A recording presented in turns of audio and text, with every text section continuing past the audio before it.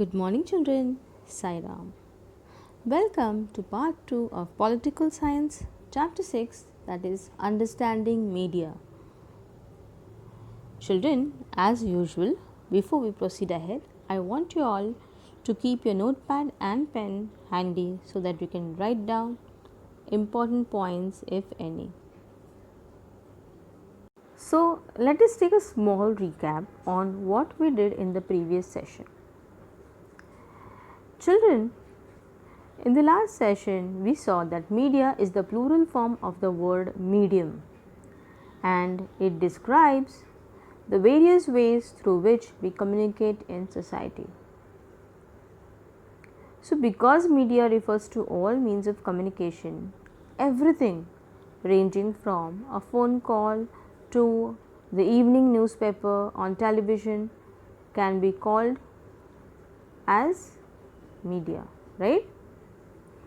TV, radio, and newspapers are a form of media that reaches millions of people across the country and the world. And thus, children, they are called mass media, right? We also learned about media and technology. So, in that we learned that internet is a recent phenomenon, less than 20 years. The technology that mass media uses keeps changing.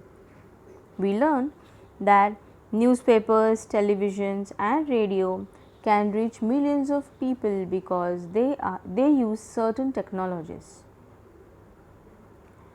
We also learned that we tend to discuss newspapers and magazine as the print media and TV and radio as electronic media. So, children, newspapers and magazines are called print media as you read the different technologies that use this media, right? We learned that changing technology or machines and making technology more modern helps media to reach more people.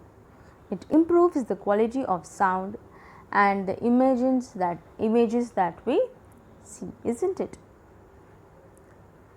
We also learned that technology does more than this. It changes the way in which we think about our life.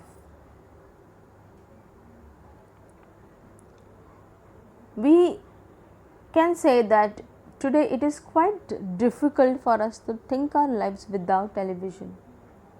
Television has enabled us to think of ourselves as members of a large global world. Now, children, in this today's session, we will move on to the next topic, that is media and money. The various technologies which is used in media, that is mass media, are very costly. Now, if we take an example of TV studio, we see it has lights, cameras, sound recorders, transmission satellites, etc., which are very expensive. It is not just these things, but number of other people are also paid who aids in broadcasting. A lot of money is spent to use these changing technologies, and hence great amount of money is required for the same. This makes television channels and newspapers part of big business houses. Mass media earns money through advertising various items like cars, phones, electronics, etc. So, children, which means that in a news studio, it is not only the news reader who needs to be paid, but also the number of other people who help put the broadcast together. It includes those who look after the cameras and lights. Children, as we all know that technology in mass media keeps changing, and so a lot of money also is involved in that. The mass media needs a great deal of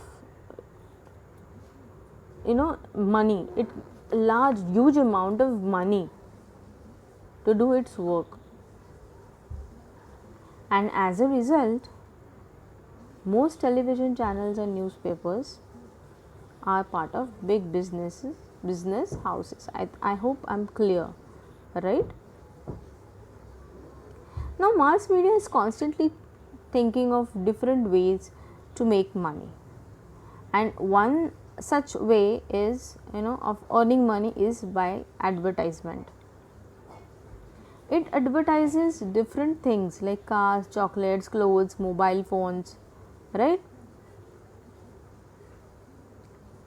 If you see any for a serial or any movie, you get number of advertisement in between, right? If you have noticed, there are number of advertisements that you see while watching your favorite television show or movie or whatever. Nowadays during IPL also you see a lot of advertisements during in between the match while you are watching the match.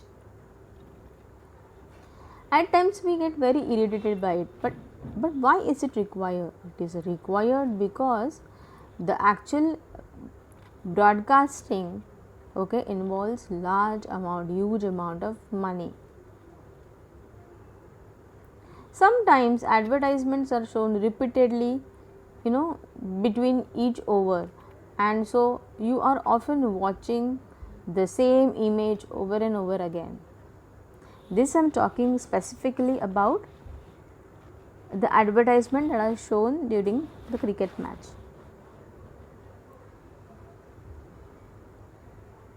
So children, now we move on to the next session, that is media and democracy. Children, the media is the principal source of political information and public debate. By passing on expert opinion to the public, it becomes a key to democracy in the hands of informed and participating citizens. It explains to people the flaws in the existing system and makes it easier for the people to make intelligent decisions about public affairs.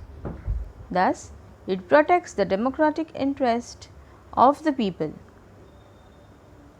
In modern democracies, the media covers many aspects of life, including political, social, economic, and cultural.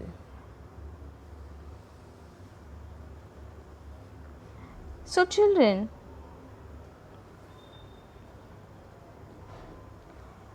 in order to function as the watchdog of the democratic values, the media needs to fulfill some essential objectives like separation of news from opinion, separation of news from business interest of newspaper. Not only that, children, the media has enormous social responsibility. Besides its duty to provide an accurate and detailed account of events, the media should also provide a forum for people to share their views and ideas. Dealing with the power of information, some media firms may become centers of economic and political power. As discussed earlier, media plays a very important role in providing news and discussing events that takes place in the country as well as in the world. So, on the basis of this information, the citizens can understand or learn how the government works. If they want, they can take action on the basis of these news stories. Now, some of the ways in which they can do this is by writing letters to the concerned minister, organizing a public protest, starting a signature campaign, asking the government to rethink its programs, etc. So now we know the role of media, and we also know that it is very enormous. Okay, it plays a very big role in providing information, and hence it is important that the information that is provided should be balanced. So children, given the role that media plays in providing information, it is important that the information be balanced. So let us understand what we mean by a balanced media report by reading the two versions of the same news events given in your book. Okay. First news report is crackdown on polluting factories. Protesters block roads and disrupt traffic. Violent protest by owners and workers brought the city to a standstill today. People getting to work could not do so on time because of the huge traffic jams. The owners and the workers are protesting the government's decision to close down polluting factory units. Although the government did take this decision rather hastily, the protesters have known for quite some time that their units are not legal. Moreover, the levels of pollution in the city will be greatly reduced by this closure.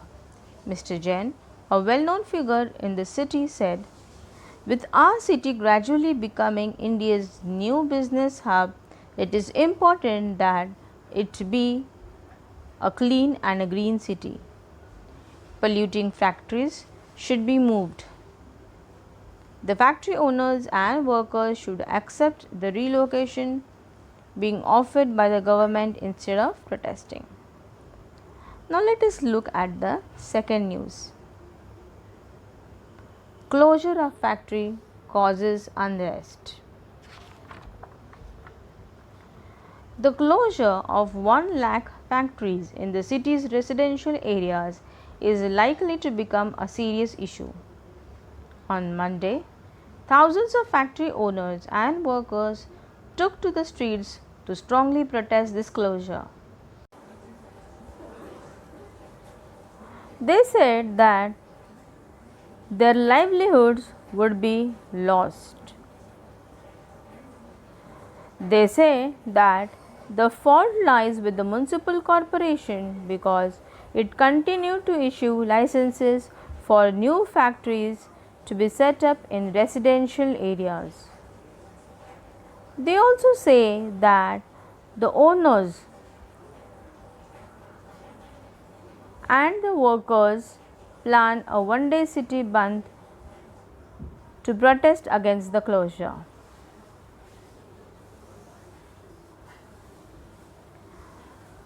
There were no adequate relocation efforts. Mr. Sharma, one of the factory owners, said, "The government says that it has done a lot to relocate us, but the areas they have sent us to have no facilities and have not been developed for the last 5 years." So children, if you see, the first news report was from News of India and the second was India Daily Report. Okay, children, now the first newspaper, okay, when you read it, you would know only one side of the story. If you had read the News of India, you would most likely think of the protesters as a nuisance. They are disrupting traffic and continually polluting the city with the factories. it would leave you with a bad impression about them. But on the other hand, if you had read about the story in the India Delhi, you would know that the protesters, are doing the protest because of lot of livelihood, will be lost if the factories close down, and because of the relocation efforts which are not adequate. Now children, neither of this is a balanced report. A balanced report is one that discusses all the points of view of a particular story and then leaves it to the readers to make it, to make up their minds, to make it come to a point where they would understand what is correct and what is incorrect. So children, on this note, I end this part of the session. See you in the next part. Then, goodbye and keep learning.